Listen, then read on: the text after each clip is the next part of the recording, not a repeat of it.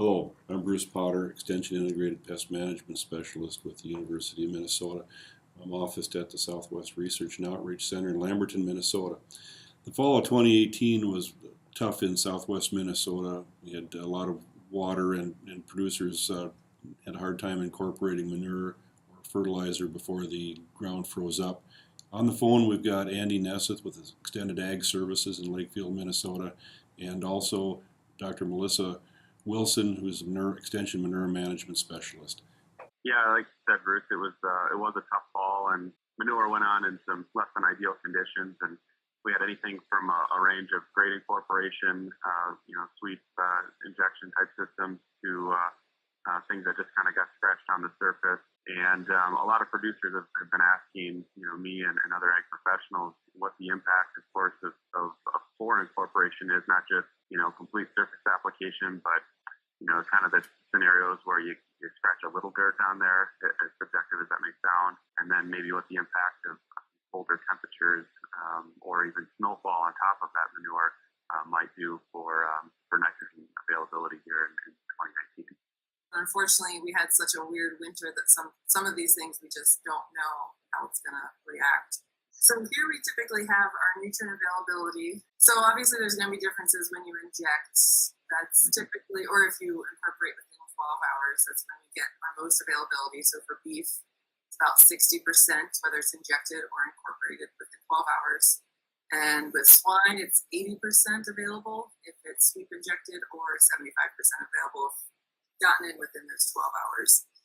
Now, obviously, this is assuming pretty decent incorporation. So I know with, like you said, scratching it on the surface, it's still better than nothing. So I'd probably estimate a little bit lower with the availability, probably somewhere in between these two, between the less than 12 hours and the 12 to 96 hours.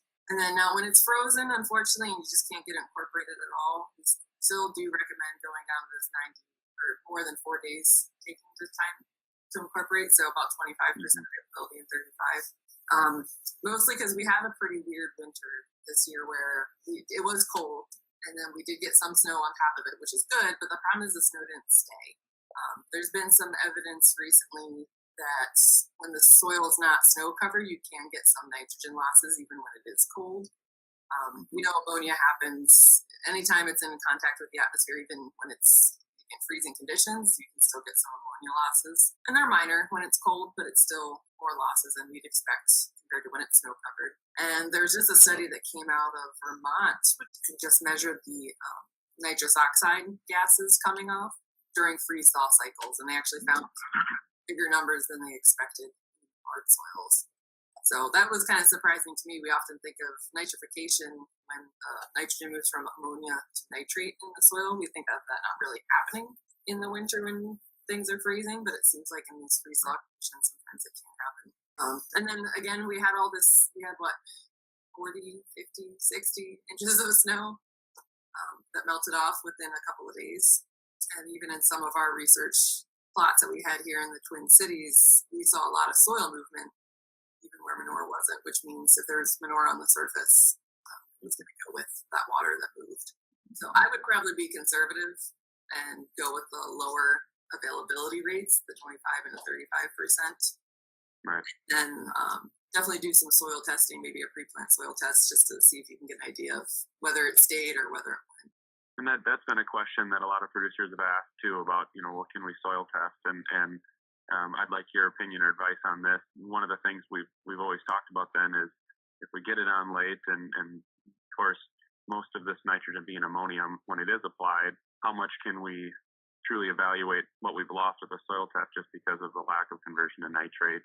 Or do you recommend including ammonium, in a pre-plant soil test? Or I guess what's your recommendation on kind of tools in the toolbox for that? Unfortunately, I would like to do a lot more research on that. A lot of the research hasn't been done for almost 2 decades now. So I don't think we have a lot of good current data on that. We do recommend the pre-plant nitrate test for manure conditions, but it's usually more when it's been really dry and you're curious how much was left over previous crops and things like that. Right. But yeah, definitely the nitrate. I mean, a soil test we recommend for like the pre-plant nitrate test does just nitrate. Don't know necessarily how much ammonia was left, and because we don't have data for the ammonia, we don't know what would be a good number. What would be high or low? Sure. We have included in a few times in some tests of ours just out of our own, frankly, curiosity, and have found that the numbers were very consistent. Regardless of where it was taken and when it was taken, it just seems like it's a constant fraction of the total N. I don't know what to make of that exactly, but that's one of the things that we've noticed when we did include it in some 0 to 12 or 0 to 24 inch testing.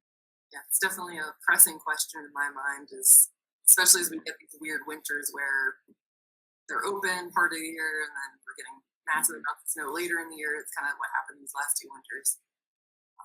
How does that impact the manure nutrient availability? When we get some, so specifically in our area, it was very late November, early December. We had soils sort of freezing, and then we kind of hit some warmer weather where things sort of firmed up enough where some manure was able to get injected again. But we also had some cases where manure was poorly incorporated, I guess I'll say, and then within 24 to 48 hours got a nice 2 to 3 inches of snow on it, which then in turn melted and didn't really run off. There just wasn't enough there, and the topography was such that it just sort of melted into the top, 3, 4, 5 inches of soil.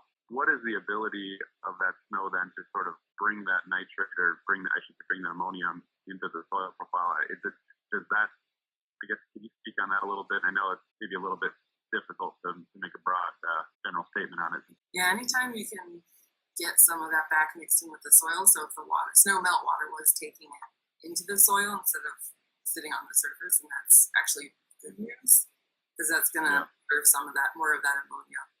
And I think some of the research shows that, say you have solids that sit on the surface broadcast versus liquids, the solids are going to lose, I think it's anywhere 15 to 30% of the ammonium, versus the liquids will lose anywhere from 10 to 20%. So it is a little bit lower because it does soak into the ground. Because it does soak in.